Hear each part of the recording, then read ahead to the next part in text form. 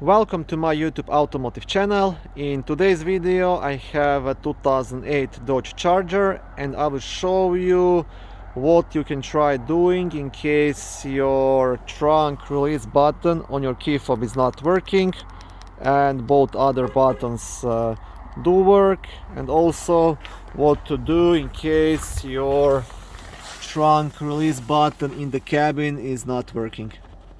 So this button is also power operated, and the most common issue with this is actually a broken wire. There is no like a special fuse or anything to check, just the wiring issue. Okay, so the only way for me to open the trunk is using the key. If you don't have the key, then you are in a bit more trouble. Okay, and once you open the trunk,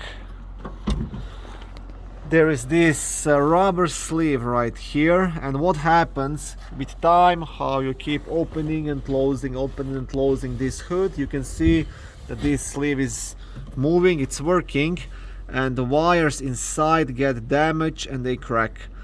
So most likely, I'm like 95% sure, your problem is gonna be right here. So what you want to do, you want to pull off this sleeve and inspect all the wires inside. Okay, and I just pulled the sleeve off and I will show you now. Look at this. I have 3 broken wires and I think there is one more damage deeper inside.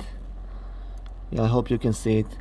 And this is what always happens on these vehicles. Like every second charger I get to my car lot is gonna have this problem. The power trunk release button is not gonna work, and with time I just learned this is the problem. So it's very easy fix. Just completely remove the sleeve, fix the wires, and that will take care of the problem, and both your power button and your key fob button will start working.